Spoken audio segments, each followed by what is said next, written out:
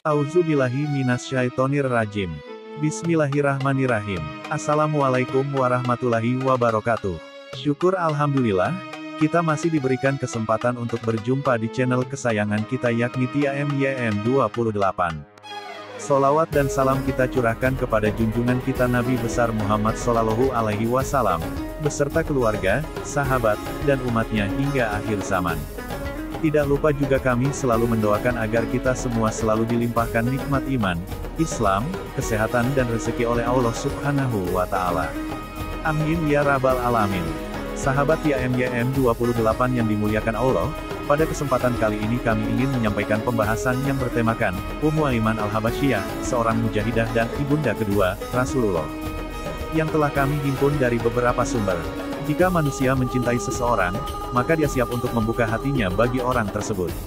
Persahabatan akan menjadi sempurna sejauh mana masing-masing pihak mendapatkan anugerah berupa kelapangan hati, perasaan halus, akhlak baik, dan memegang teguh janji yang telah terjalin.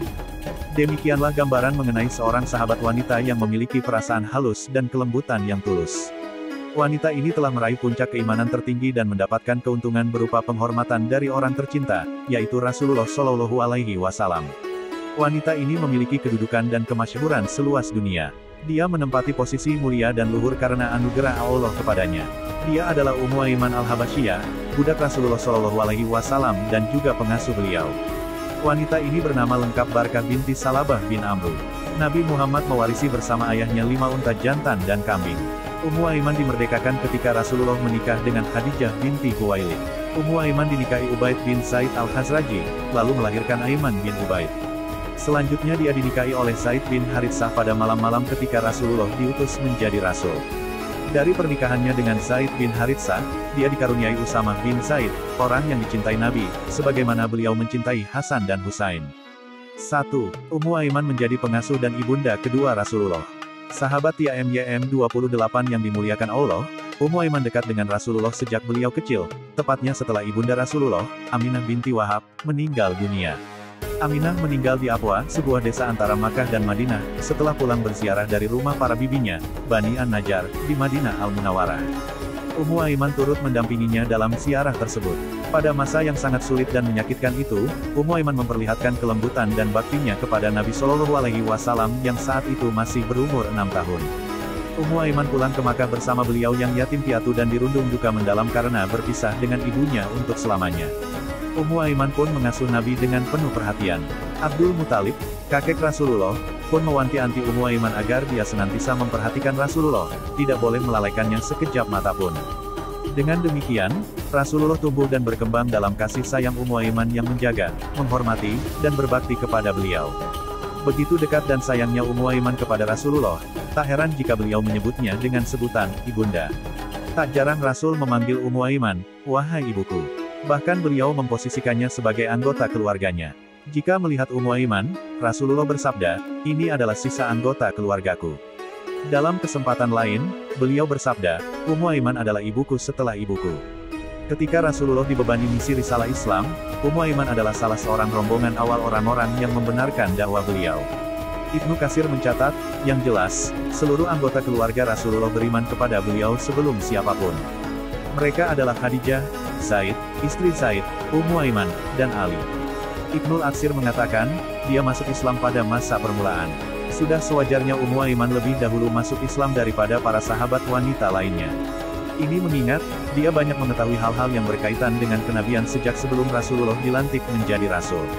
Sebagaimana sahabat dan sahabiah lainnya, masuk Islamnya Ummu Aiman diikuti dengan berbagai konsekuensi buruk yang menimpa dirinya. Dia menerima berbagai siksaan dan intimidasi dari kaum kafir Quraisy karena keislamannya. Sehingga Ummu Aiman pun turut berhijrah ke Habasyah, Ethiopia, dan Madinah. Dia berbaiat kepada Rasulullah. 2. Ummu Aiman sebagai seorang mujahidah. Sahabat TIAMYM28 yang dimuliakan Allah, kedekatannya dengan Rasulullah tidak membuat Ummu Aiman meminta dispensasi kepada beliau untuk tidak berpartisipasi dalam jihad. Ummu Aiman memiliki jasa besar dalam ranah jihad. Dia ikut bergabung dalam perang Uhud sebagai pembagi air minum untuk para mujahidin dan memberikan pengobatan untuk prajurit yang terluka. Tak hanya itu, Ummu Aiman juga ikut dalam perang Khaybar bersama beberapa istri para sahabat. Setelah kemenangan, Rasulullah memberi mereka sebagian dari harta rampasan perang, ghanimah. Lalu pada perang Hunain, dia berada dalam satu rombongan bersama kedua putranya, Aiman dan Usama. Kedua anak termasuk para sahabat yang teguh bertahan melindungi Rasulullah pada saat itu. Namun Aiman kemudian mati syahid. Kesyahidan Aiman semakin menambah keimanan dan penyerahan total dirinya kepada Allah dan Rasul-Nya. Dan pada perang Mu'tafiq terbalik Tah, suaminya, Zaid bin Haritsah, yang bertindak sebagai komandan pasukan menjadi pahlawan syahid pertama. Ummu Aiman menerima berita kesyahidan sang suami dengan hati yang rida dan sabar. Dia menggantungkan harapannya kepada Allah semata. Saking sayangnya, Ummu Aiman pun menyukai segala sesuatu yang disenangi Nabi, dan bersedih terhadap sesuatu yang membuat Nabi bersedih. Bahkan, ketika Nabi wafat, beliau tergeraklah batinnya yang bersih, lalu memuji Nabi dengan syair yang indah. Duhai mataku, bermurah hatilah, karena yang bisa kau berikan adalah derai air mata. Kala mereka berkata, Rasul telah tiada. Kami menangisi seseorang yang dikaruniakan kepada kami di dunia, dan sosok yang diistimewakan dengan wahyu langit. Dengan derai air mata nan deras mengalir karena kepergianmu, hingga Allah berikan putusan terbaik padamu. Ia rajin menyambung tali kekeluargaan seperti yang aku tahu. Ia datang dengan membawa cahaya sebagai rahmat. Setelah itu, ia menjadi sinar terang, dan lentera yang menerangi di tengah kegelapan. Asal-usulmu begitu baik, dan tandamu adalah penutup para nabi.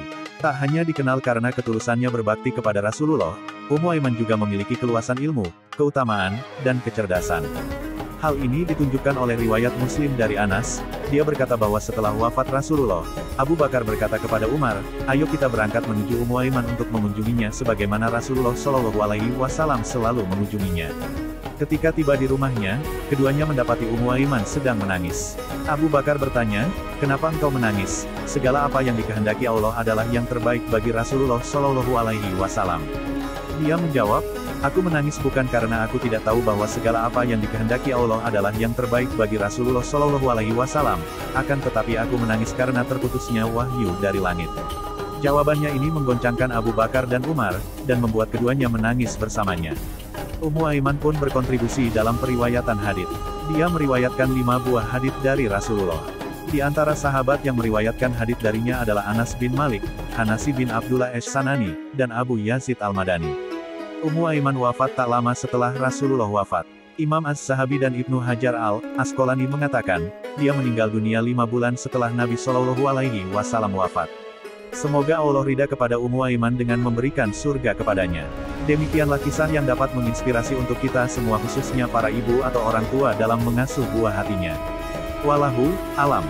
Kami harap informasi yang kami sampaikan dapat bermanfaat untuk para sahabat TIAMYM 28 yang dimuliakan Allah. Apabila ada kesalahan dalam penyampaian kami, mohon maaf atas kekhilafan kami serta mohon koreksinya di kolom komentar. Terima kasih. Wassalamualaikum warahmatullahi wabarakatuh.